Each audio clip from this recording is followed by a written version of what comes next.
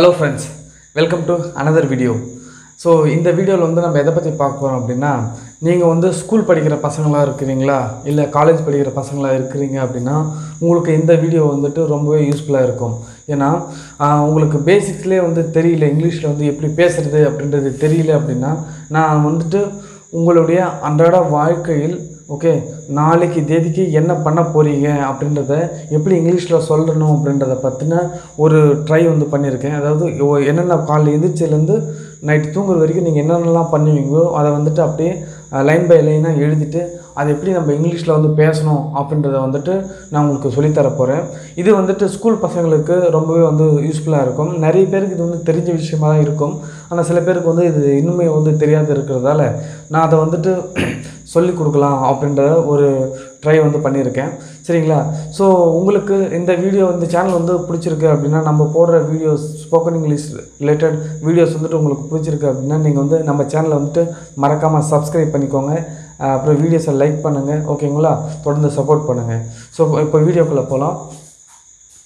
அதாவது ஒரு ஸ்கூல் படிக்கிற பசங்களும் இருக்காங்க அப்படின்னா அவங்க வந்து யூஸ்வலாக என்ன பண்ணுவாங்க, நாளைக்கு டேட்டுக்கு சரியா நாளைக்கு காலையில் வந்து நான் வந்து தூங்கி எழுந்திருப்பேன் அப்படின்னு சொல்லுவாங்க இல்லையா?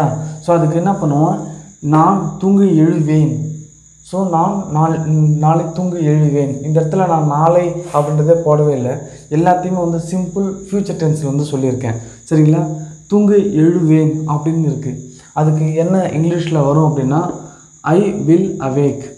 நான் தூங்கி எழுவேன் அப்படின்றதுக்கு வந்து நம்ம ஐ வில் அவேக் வந்து நான் தூங்கி எழுவேன் அப்படின்றதுக்கு வந்து நம்ம சொல்லலாம். அடுத்தது தூங்கின பிறகு நான் பல் துலக்குவேன் அப்படின்னு இருக்குது. I will brush my teeth. நான் பல் துலக்குவேன். ஓகே, நான் பல் துலக்குவேன் அப்படின்னு எப்படி சொல்லணும் அப்படின்னா I will brush my teeth அப்படின்னு சொல்லணும். அடுத்தது பல் விளக்கிட்ட பிறகு நான் குளிப்பேன். நான் குளிப்பேன் அப்படின்றது எப்படி இங்கிலீஷில் சொல்லணும் அப்படின்னா I will path. I will பாத் அப்படின்றது நான் குளிப்பேன் அப்படின்றதுக்கு நம்ம வந்து சொல்லணும். சரியா? அடுத்து குளித்து முடிச்சாடிச்சு. அடுத்து வந்து பார்த்திங்கன்னா யூனிஃபார்ம் போடணும் இல்லையா? நான் சீருடை அணிவேன் அப்படின்னு இருக்குது. இதை எப்படி இங்கிலீஷில் சொல்லணும் அப்படின்னா I will wear uniform. I will wear uniform அப்படின்னு வந்து சொல்லணும். சரிங்களா? நான் சீருடை அணிவேன் அப்படின்றது வந்து பார்த்திங்கன்னா ஐ வில் வியர் யூனிஃபார்ம். புரியுதா? அடுத்து நான் தலை சீவுவேன். குளிச்சு முடித்த பிறகு தலை வந்து சீவுவோம் இல்லையா? நான் தலை சீவுவேன் அப்படின்றது வந்து பார்த்திங்கன்னா I will comb my hair. I will comb my hair அப்படின்றது நம்ம சொல்லணும். சரிங்களா? ஸோ எல்லாம் பண்ணிட்ட பிறகு காலையில் சாப்பிடணும் இல்லையா? நான் சாப்பிடுவேன். ஐ வில் ஈட். ஸோ நான் காலை உணவு சாப்பிடுவேன் அப்படின்னு சொல்லணும் அப்படின்னா I will eat breakfast. I will eat பிரேக்ஃபாஸ்ட்னு சொல்லலாம். சரியா? அடுத்தது நான் பள்ளிக்கு புறப்படுவேன் அப்படின்னு இருக்குது. இது வந்து எப்படி சொல்லணும் அப்படின்னா யூஸ்வலாக என்ன சொல்லுவாங்க அப்படின்னா நான் பள்ளிக்கு புறப்படுகிறேன் அப்படின்றது வந்து பார்த்தீங்கன்னா I will depart to school அப்படின்னு சொல்லலாம். இந்த இடத்துல டிபார்ட் அப்படின்றது வந்து புறப்படு அப்படின்றதுக்கான அர்த்தம். ஸோ நான் பள்ளிக்கு புறப்படுவேன் அப்படின்றது I will depart to school அப்படின்னு சொல்லணும். சரிங்களா? அடுத்தது நான் பாடம் படிப்பேன். நான் பாடம் படிப்பேன். ஸ்கூல் போயிட்டு படிக்கணும் இல்லையா? நான் பாடம் படிப்பேன் அப்படின்றது இங்கிலீஷில் எப்படி சொல்லலாம், I will study. I will ஸ்டடின்னு சொல்லணும்.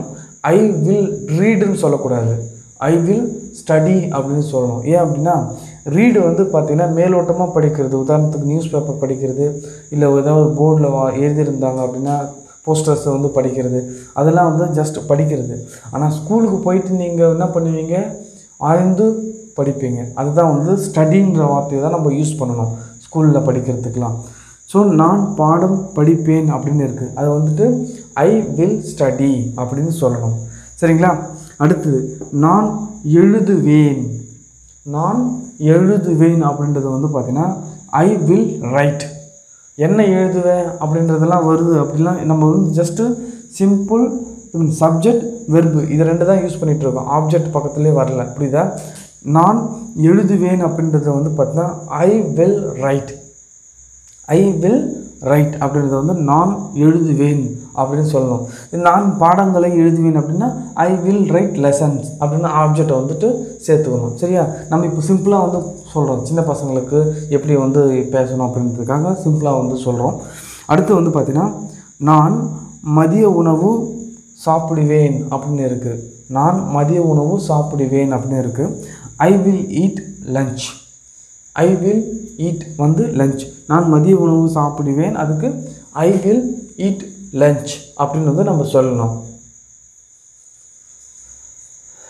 அடுத்ததாக வந்து பார்த்திங்கன்னா நான் விளையாடுவேன் அப்படின்னு இருக்குது. நான் விளையாடுவேன் பிடி பீரியடில் வரும் இல்லையா, அப்போ வந்துட்டு நான் விளையாடுவேன் அப்படின்றது வந்துட்டு I will play. I will play, நான் விளையாடுவேன் அப்படின்னு சொல்லலாம். அடுத்து வந்து பார்த்திங்கன்னா எல்லாம் ஸ்கூல்லாம் முடிஞ்சிட்டு நான் வீட்டிற்கு திரும்புவேன் அப்படின்னு இருக்குது. அதுக்கு வந்து என்ன சொல்லணும் அப்படின்னா ஐ வில் ரிட்டர்ன்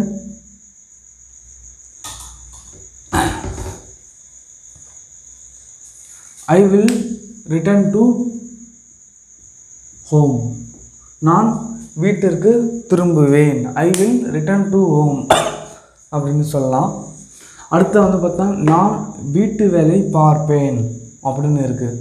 நான் வீட்டு வேலை பார்ப்பேன் அப்படின்னு இருக்குது. இதுக்கு என்ன சொல்லணும் அப்படின்னா I will do house work. வீட்டில் ஏதாவது சின்ன சின்ன வேலை இருந்ததுன்னா செய்யணும் அப்படின்னா I will do house work அப்படின்னு சொல்லலாம்.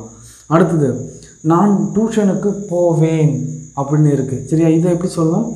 I will go to tuition. ஈவினிங்கில் I will go to tuition. நான் டியூஷனுக்கு போவேன் அப்படின்றத I will go to tuition அப்படின்னு சொல்லணும். அடுத்தது நான் பாடம் படிப்பேன் அப்படின்னு இருக்குது. அது எப்படி சொல்லணும்? I will study lesson. I will study lesson. நான் பாடம் படிப்பேன் அப்படின்றது வந்து ஐ வில் ஸ்டடி லெசன் அப்படின்னு வந்து சொல்லணும். அடுத்தது படித்து முடித்த பிறகு நான் டியூஷனிலிருந்து வீட்டிற்கு திரும்புவேன் அப்படின்னு இருக்குது. அது எப்படி சொல்லணும் அப்படின்னா நான் டியூஷனிலிருந்து வீட்டுக்கு திரும்புவேன் அப்படின்றது எப்படி சொல்லணும் அப்படின்னா I will return from tuition to home. I will return from tuition to home. நான் டியூஷனிலிருந்து வீட்டிற்கு திரும்புவேன் அப்படின்னு வந்து சொல்லணும். சரியா? அதுக்கப்புறம் நம்ம நைட் சாப்பிடணும் இல்லையா, அப்போ வந்துட்டு நான் இரவு உணவு சாப்பிடுவேன் அப்படின்னு இருக்குது. இதை எப்படி சொல்லணும் அப்படின்னா I will eat dinner. I will eat dinner. நான் இரவு உணவு சாப்பிடுவேன் அப்படின்றது வந்து ஐ வில் ஈட் டின்னர் அப்படின்னு வந்து நம்ம சொல்லணும். சரியா? கடைசியாக வந்து என்ன பண்ணணும்? சாப்பிட்ட பிறகு தூங்கணும். நான் தூங்குவேன். நான் தூங்குவேன் அப்படின்னு இருக்குது. I will sleep. I will sleep. So நான் தூங்குவேன் அப்படின்றது வந்து பார்த்தீங்கன்னா ஐ வில் ஸ்லீப். ஸோ இந்த மாதிரி ஒரு ஸ்கூல் படிக்கிற பசங்க வந்து பார்த்திங்கன்னா அவர்களுடைய அன்றாட வாழ்க்கையில் கால் எந்திரிச்சிலேருந்து நைட்டு வரைக்கும் தூங்குற வரைக்கும் என்னென்ன ஆக்டிவிட்டீஸ் வந்து பண்ணுறாங்க அப்படின்றத வந்துட்டு இந்த மாதிரி தான் வந்து நம்ம இங்கிலீஷில் வந்து சொல்லணும்.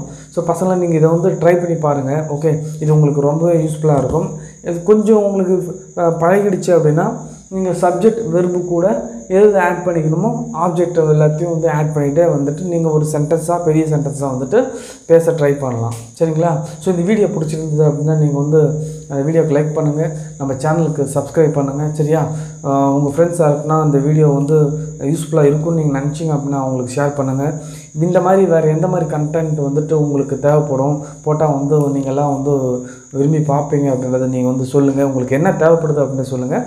அதுக்கேற்ற மாதிரி வீடியோஸ் வந்துட்டு நம்ம போஸ்ட் பண்ணலாம் நம்ம சேனலில். சரிங்களா? மறுபடியும் அடுத்த ஒரு வீடியோவில் பார்க்கலாம். நன்றி.